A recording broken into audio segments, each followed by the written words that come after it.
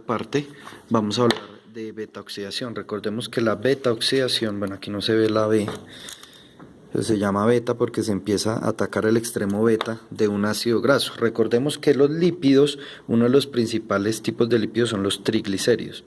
Se llaman así porque son una unión de un glicerol y tres ácidos grasos. Por eso se llama triacilglicerol o triglicérido. Generalmente cuando se rompen las grasas en la lipólisis se liberan esos ácidos grasos. Esos ácidos grasos no son más que uniones continuas de carbono, más o menos de 12 a 22 carbonos. En la beta oxidación que se lleva a cabo en la mitocondria, recordemos que esa mitocondria en la célula hace las veces de pulmón porque genera energía y por medio de la respiración. Se genera en las mitocondrias de las células del hígado, del músculo y del tejido adiposo. Y se hace rompiendo en moléculas de A2 esos ácidos grasos. ¿Por qué en moléculas de A2? Porque se forma algo que se llama acetato. Y si a ese acetato yo le pego una coenzima A, formo algo que se llama acetilcoenzima A, que es el principal sustrato para el ciclo de Krebs. Recordemos que esa es la relación entre la beta oxidación y el ciclo de Krebs, que la beta oxidación genera ese acetil-CoA que luego me va a ir a ciclo de Krebs para generar básicamente moléculas de ATP, es decir, energía. Es la oxidación final de esos ácidos grasos para generar energía. Recordemos que también cada vez que se rompe este enlace, también se desprende moléculas de ATP. Vamos a hablar también de la ruta que cumplen los aminoácidos luego de que son degradados. Recordemos a modo general que la proteólisis se produce. Proteólisis quiere decir lisis, rompimiento, y proteoproteína, rompimiento de proteína. ¿Dónde se hace? Al final del estómago y el intestino delgado, porque el ácido clorhídrico presente en ese estómago activa unas proteasas. Esas proteasas rompen las estructuras cuaternarias y terciarias y secundarias de la proteína, generando aminoácidos y péptidos. Esos aminoácidos y péptidos son absorbidos por el intestino delgado. Luego de estar en el intestino delgado, la gran mayoría, ¿cierto? La gran mayoría de esos aminoácidos pasa por esas células del intestino delgado que se llaman enterocitos, y esos enterocitos mandan esos aminoácidos al hígado. Allá en el hígado, ¿qué se produce? Que el hígado los puede mandar a sangre, si de pronto en otro tejido se necesitan aminoácidos. Que el hígado los puede convertir en hormonas, porque también el hígado sintetiza hormonas, y obviamente las hormonas son proteínas, ¿no? Que el hígado desamina, es decir, que rompe ese aminoácido en su grupo amino y en su grupo carboxilo o ácido. ¿Listo? O bien que algunos aminoácidos como la alanina pueden ser precursores de la glucosa por medio de una vía que se llama la gluconeogénesis.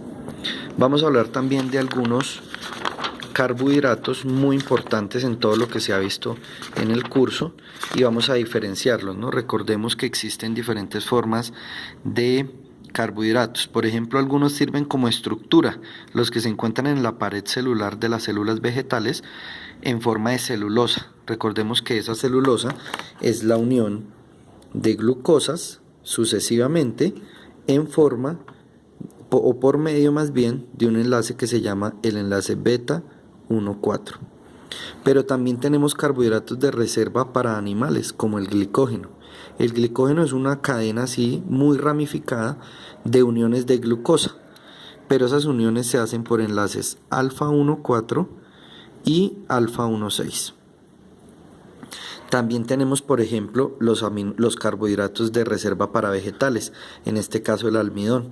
El almidón también está compuesto por glucosas, pero unidas por enlaces alfa 1,4. Entonces recordemos que, a modo general, un carbohidrato que esté compuesto por miles de unidades se llama un polímero. Y existe algo que se llama un homopolisacárido o un heteropolisacárido. Recordemos, por ejemplo, un homopolisacárido quiere decir que es un polímero, o sea, miles de unidades, y como es homopolisacárido quiere decir que todas las unidades son iguales.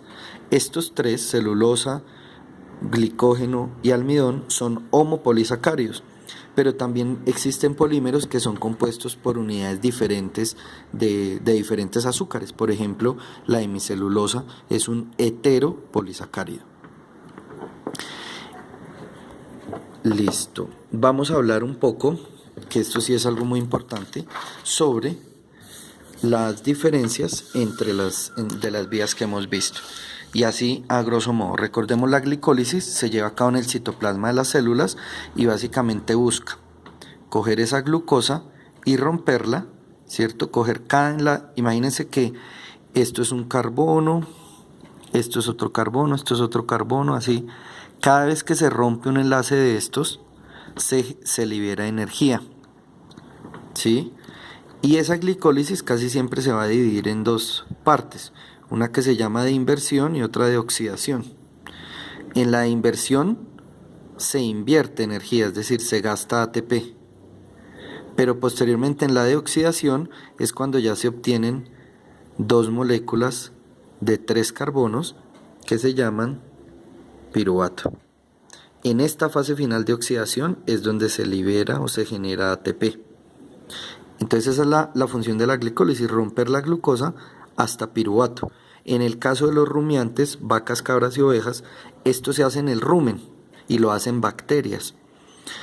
Como se hace en ausencia de oxígeno, la glicólisis no para aquí, sino que sigue hasta formar lactato y también hasta formar ácidos grasos volátiles. Recordemos, acetato, propionato y butirato de 4 carbonos. Por otro lado, la vía de las pentosas fosfato busca la degradación de azúcares de 5 carbonos. ¿Listo? Y eso genera